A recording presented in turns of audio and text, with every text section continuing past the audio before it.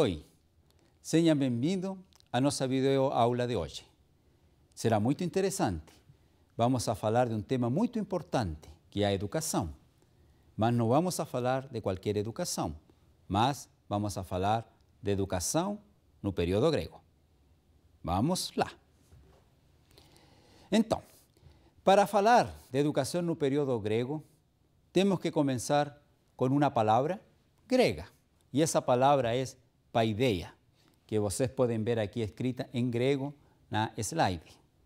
Bom, como qualquer palavra, mesmo em nossas línguas, pode ter muitos significados. Vamos a tentar explicar algunos destes significados da palavra paideia, especialmente no contexto antigo. Bom, o significado primitivo da palavra paideia é criação dos meninos, não é? Ou seja, criar os meninos era este significado original desta palavra. Mas, com o passar do tempo, ela foi adquirindo um significado posterior. Já não era só a criação dos meninos, mas era a educação das crianças, não é? Não é a mesma coisa criar uma criança que educar uma criança, não é? Então, passou a ser, esta palavra passou a ter esse significado de educação das crianças. Instrução, depois será educação em geral, conhecimento, saber, ciência, lição, correção, até castigo divino, né? A vezes os deuses punem uma pessoa para educá-la, diziam eles, infância e juventude. Bom, porém, apesar de todos esses significados, pensamos que a palavra, o conceito que melhor define o ideal de educação do grego é o conceito de arete, ou virtude. Vejamos então o que é a palavra arete. Novamente temos aí escrita em grego. Esta palavra arete designa uma capacidade qualquer ou excelência, seja qual for a coisa a ser ou a qual pertença. Vamos a dar um exemplo. A virtude, eu falei de que representa qualquer capacidade, uma excelência. Vamos a dar exemplos. A faca, para ser uma faca virtuosa, tem que cortar, não é? Então, se a faca corta, será uma faca virtuosa. Não importa o que corte, simplesmente o fato de cortar é uma faca virtuosa, poderíamos dizer, é uma faca boa. Ou seja, a virtude é alguma coisa boa que nós temos, uma excelência. Tá? Um veneno, por exemplo, um veneno, para ser um veneno virtuoso, tem que envenenar. Tá?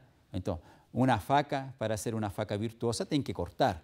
Um veneno tem que envenenar, independente do que corte a faca ou do que envenene, mas tem que envenenar, não é? Então, por isso que virtude pode ser traduzido simplesmente como uma excelência, uma coisa muito boa, uma qualidade muito boa que vão a ter as coisas. Bom, os significados específicos podem ser reduzidos a 3. O primeiro é a capacidade ou potência em geral, como estava falando, né? Qualquer coisa que tenha uma capacidade boa vai ser algo virtuoso. Segundo, a capacidade ou potência própria do homem. Eu coloquei exemplos da faca, coloquei o exemplo do veneno, mas também virtude será uma capacidade própria do homem, como, por exemplo, fazer o bem. Isso é algo humano, não é? Somente o homem que pode distinguir o bom do errado. Uma faca não pode, não é? Não pode distinguir o que é certo e o que é errado, mas sim nós podemos. Eu falei que eram 3, né? As 3 também, a terceira significado de virtude será uma capacidade moral, especialmente nas filosofias contemporâneas, modernas e contemporâneas, terá esse significado. Mas vamos a voltar ao significado da palavra virtude. Bom, vamos a tentar definir-la com um pouquinho mais de precisão. A virtude é uma disposição adquirida de fazer o bem, é um hábito ou uma disposição racional constante que torna o homem bom e lhe permite cumprir bem sua tarefa. Isto já vai ficar claro em Aristóteles. Olha, a virtude é um hábito racional uniforme e constante, racional. Ou seja, tem que ser algo que eu quero fazer e sei que estou fazendo, não é? Mas também uniforme, ou seja, terá que ser sempre feito de uma maneira mais ou menos igual e constante. Vamos a dar um exemplo. Por que tem que ser uniforme e constante, não é? Vamos a querer ser justos. A justiça, por exemplo, vamos a considerar ser justo como algo bom, uma virtude. A justiça é considerada uma virtude. Mas,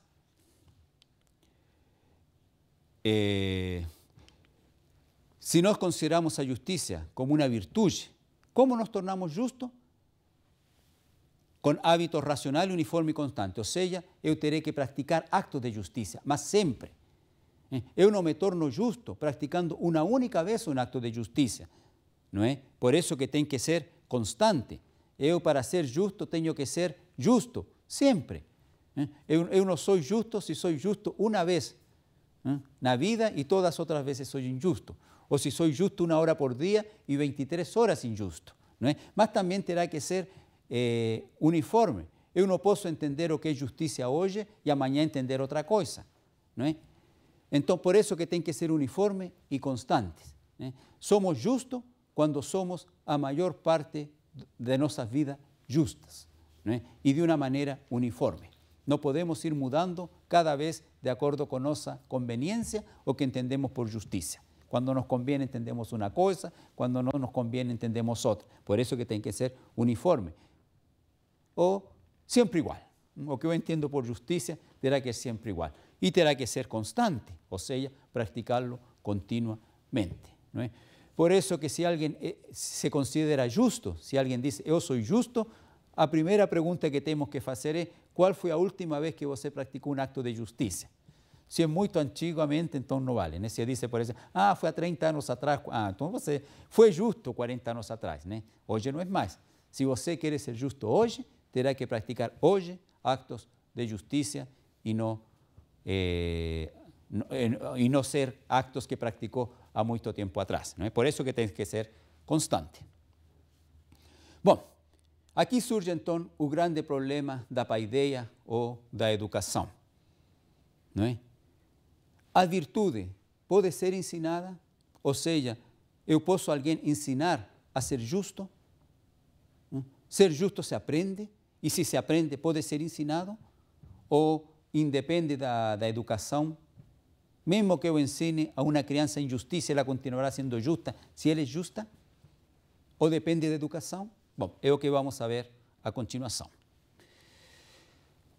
Vejamos, eu tinha falado que o significado primitivo da palavra paideia, né, é a de criação dos meninos. Mas, posteriormente, significou educação das crianças, instrução e educação em geral, conhecimento, saber, ciência, lição, correção, castigo divino, infância e juventude. Isso vimos há pouco, estou simplesmente lembrando. Até alcançar o seu significado final, o sistema de formação educacional da cultura grega. Isso já sabemos, estou lembrando para reafirmar bem este significado. Uma coisa interessante é que esta palavra só aparece no século V antes de Cristo, ¿no? Então, é uma palavra que vai aparecer, digamos, tardidamente dentro da literatura. É muito depois do período homérico, do período de Hesíodo. Isto é dito por Jaéder em sua obra. Então, paideia será um conceito cultural, não é? A paideia não existe fora da cultura, não é? É algo, quando decimos é um conceito cultural, estamos afirmando que a paideia é uma construção dos seres humanos, não é? Dos homens, das mulheres, tá? Se vemos um dicionário, não é? Por exemplo, o dicionário de filosofia de Nicolás Abagnano, veremos que paideia, não é?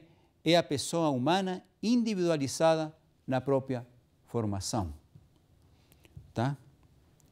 Ou seja, a educação é sempre individual, não é? É essa pessoa, essa criança que terá que aprender, tá?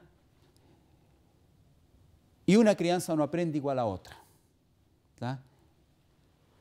E as diferentes crianças vão ter diferentes formas de aprender, diferentes habilidades. Portanto, a paideia será a pessoa humana individualizada na própria formação. Essa pessoa terá que ir se formando, ou seja, uma pessoa para ser educada, a primeira coisa que ela precisa é querer ser educada, não é? Então, querer ser educada, essa pessoa se irá formando dentro da paideia. É a palavra que os latinos, Cícero e Varrón, indicavam pelas palavras humanitas, não é? Humanidades, o que hoje conhecemos como humanidade. A paideia é essa formação, não é? Própria, porque cada pessoa tem que se formar a si mesma, mas também com a ajuda dos outros, professor, escola, para todo aquilo que nós vamos a considerar como humanidades. Tá? Ou seja, é a educação dos homens como tal, isto é, a educação devida àquelas boas artes, próprias só do homem e que o diferenciam de todos os outros animais. Dito em outras palavras, a paideia tem que ver com aquelas coisas que só o homem pode aprender, que só o ser humano pode aprender, que só as mulheres podem aprender, não é? Bom, que coisas seriam estas? Alguns exemplos, não é?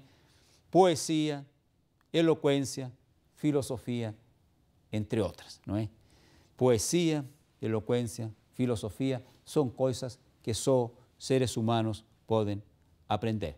Aprendiendo esto, aprendiendo estas boas artes, a finalidade da paideia será a humanidades, não é? Mas, dito mais concretamente, a paideia, a finalidade dela é formar o homem verdadeiro, o homem em sua forma genuína e perfeita. Qual é a finalidade da educação grega? Qual é a finalidade da paideia? Formar o homem verdadeiro em sua forma genuína e perfeita. Bom, que se entende por uma forma genuína e perfeita? Vamos então um pouquinho à filosofia e estudar o que Aristóteles vai colocar sobre estas coisas.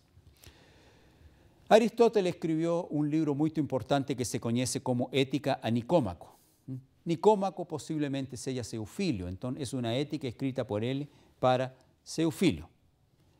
En esa obra, na Ética a Nicômaco, Aristóteles vai afirmar que a virtude moral é uma disposição da alma relacionada à escolha de ações e emoções, consistente em um meio termo.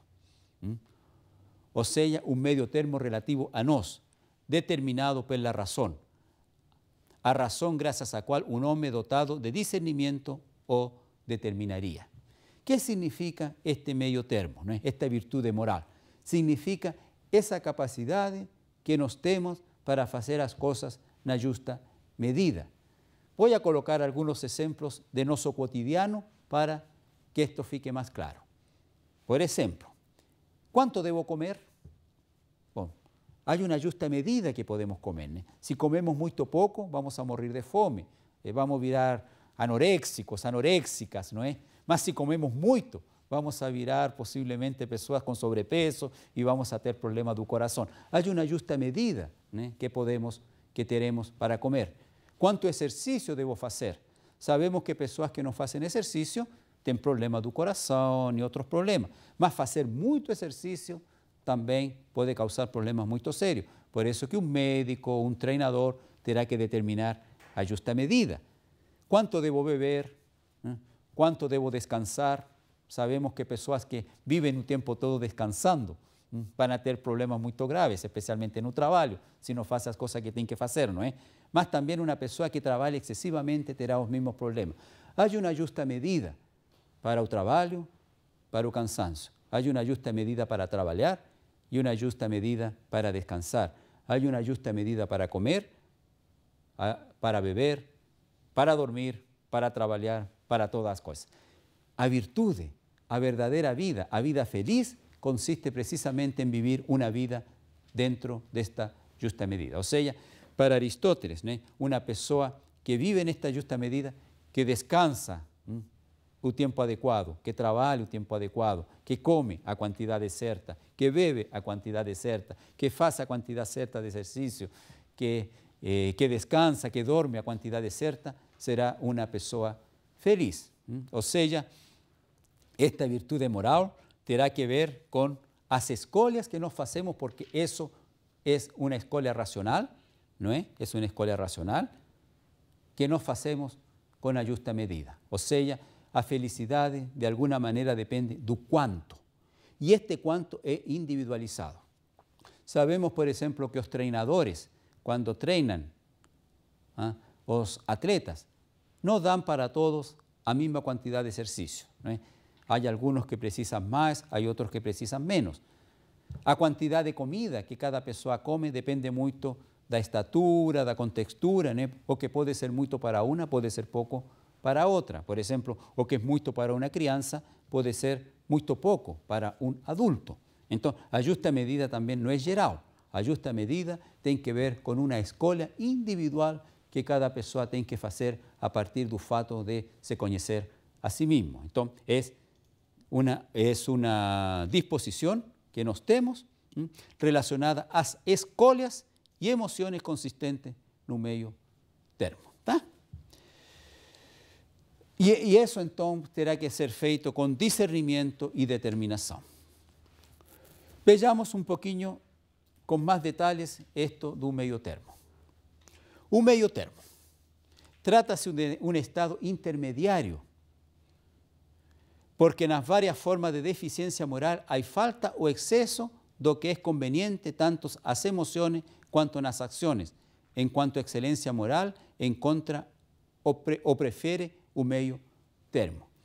Ou seja, a infelicidade sempre tem que ver ou com uma falta ou com um excesso.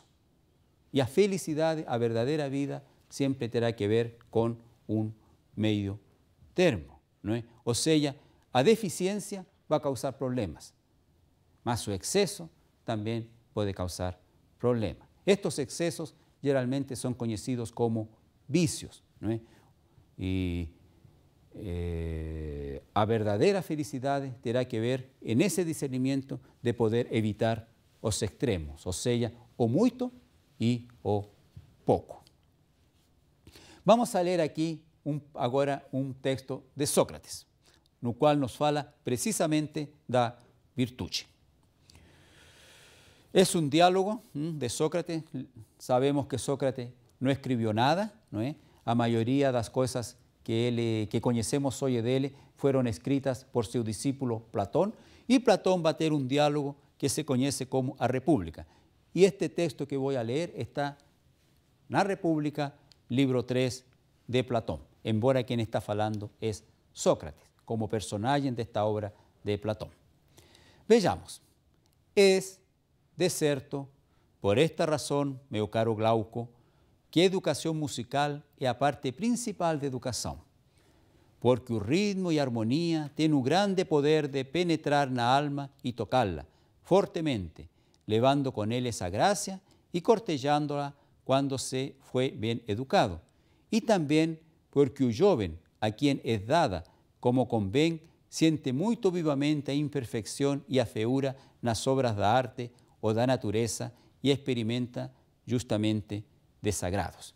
Vejamos que aqui Sócrates nos está colocando como é importante uma educação musical, não é? E a parte principal da educação.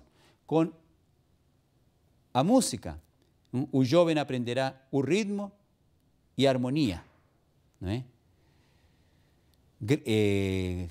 Graça, e quando corteja a música, não é? Ele será uma pessoa bem educada. E, logicamente, uma pessoa bem educada que aprendeu harmonia, ritmo, vai detestar e vai achar feia as artes que não tenham essas características, especialmente a música, não é? Vai experimentar, como diz Sócrates, desagrado. Quando ele escute algo que não tenha harmonia, ritmo, experimentará desagrado. Continua falando Sócrates. Louva as coisas belas, recebe-las alegremente no espírito, para fazer delas o seu alimento, e torna-se assim nobre e bom. Ao contrário, censura justamente as coisas feias, odeia-las, logo na infância, antes de estar de posse da razão, e quando adquiere esta, acolhe-a com ternura e reconhece como um pariente, tanto melhor quanto mais tiver sido preparado para isso pela educação. Vejamos a importância que dá Sócrates para a educação, não é? Estas coisas que o jovem vai receber alegremente, para fazer delas seu alimento, não é? E com isso, então, ele se tornará nobre e bom. A educação musical para Sócrates forma parte da educação dos jovens, da paideia, não é? E terá precisamente a função de cultivar essa parte mais nobre da alma, que é o ritmo, o bom gosto, a harmonia, e justamente com cultivar estas artes é importante também que o jovem aprenda a não gostar, não é? Deteste as coisas que não têm estas características, não é? Tá? Ou seja, ele amará o ritmo, a harmonia e a beleza e odiará as coisas feias, não é? Que não estén de acordo com isso. Continuemos com Sócrates, ainda no livro 3 da República. Sócrates diz, depois da música, lembremos que no slide anterior tinha colocado que a música, né, era o mais importante, é pela ginástica que é preciso educar os jovens. Então, música e ginástica. Diz, agora responde Glauco, não é? Sócrates estava falando que depois da música é pela ginástica que é preciso educar aos jovens, e Glauco responde, sem dúvida, Sócrates, é preciso que por ela se exercitem desde a infância e ao longo da vida. Tá? Então, formando parte, de acordo com Sócrates, da educação das crianças, estaria a música e, posteriormente, a ginástica. Um jovem que começa estudando música e pratica ginástica já estará preparado para o resto das disciplinas, das matérias que poderá aprender depois. Mas aqui aprenderá disciplina, bom gosto, determinação, ritmo, harmonia e todas essas coisas que os gregos tanto apreciavam, e especialmente a beleza. Se houve um povo que gostou da beleza e foi apaixonado por la beleza e nos legou, né, toda uma herança de coisas belas e de filosofia sobre a beleza, é precisamente o povo grego. Dificilmente poderemos encontrar um povo que foi mais apaixonado por lo belo que o povo grego antigo. Bom, continuemos com as palavras de Sócrates. Essa é a minha ideia a este respeito. Analízala comigo. Para mim, não é o corpo, por muito bem constituído que seja, que por virtude própria toma pura a alma boa, mas ao contrário, é a alma que quando é boa dá ao corpo, pela sua própria virtude, toda a perfeição de que ele é capaz. Dito em palavras contemporâneas, se quer ter um corpo belo, primeiro terá que ter uma alma bela, né? O corpo vai ser uma consequência da alma, não é? Ou seja, não é um corpo belo que tem uma alma bela, é o contrário. Tendo uma alma bela, se terá um corpo belo. Por isso se começa com a música. A música toca algumas partes de nosso corpo que tem que ver com uma sensibilidade, né, interior. E a ginástica tem que ver, então, com uma coisa mais externa, não é? A sensibilidade musical não é algo que possa ser visto a simple vista, não é? Quando nós vemos uma pessoa a simple vista, por primeira vez, não sabemos se essa pessoa tem bom gosto musical, se tem harmonia, se conhece o ritmo, não é? Depois de um tempo somente podemos determinar, mas por lo contrário, ginástica sim. Uma pessoa que faz ginástica, talvez, não sempre, mas a maioria das vezes, podemos determiná-la já olhando à primeira vista. A música cultivará a alma. Para Sócrates, o principal é esse cultivo da alma. Não é? O mais importante é que as pessoas tenham uma alma nobre, não é? Essa alma boa, não é? Que vai produzir corpos bons.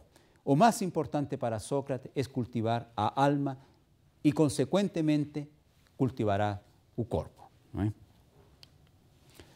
Por isso, voltando um pouquinho ao conceito de paideia novamente, teremos duas características de educação grega: a imitação e a repetição. Aristóteles vai afirmar: é fazendo actos de justiça que nos tornamos justos. Imitação e repetição. Vejamos, se eu quero ensinar a uma criança a ser justa, então, primeira coisa é que essa criança me veja fazendo actos de justiça.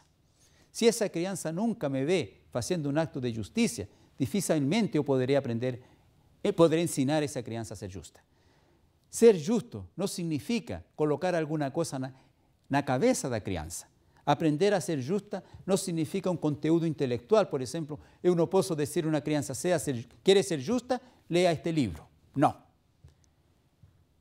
É fazendo actos de justiça que nos tornamos justos. Ou seja, eu terei que praticar um acto de justiça e falar para a criança: me imita.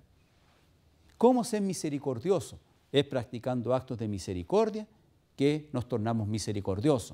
Ou seja, se eu quero ensinar a uma criança a ser misericordiosa, eu terei que fazer um acto de misericórdia para ela me ver. E eu direi à criança: olha, isto é ser misericordioso. A criança me imitará. Não é? Esse é o primeiro passo. Mas uma vez não basta, terá que ser repetição.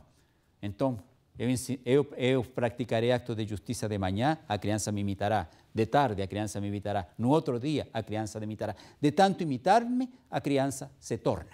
De tanto imitar actos de justiça, começamos a ser justos. Não é? Então, vejam que não é uma coisa puramente intelectual que podemos aprender, digamos, em um livro. Não. É imitando e repetindo.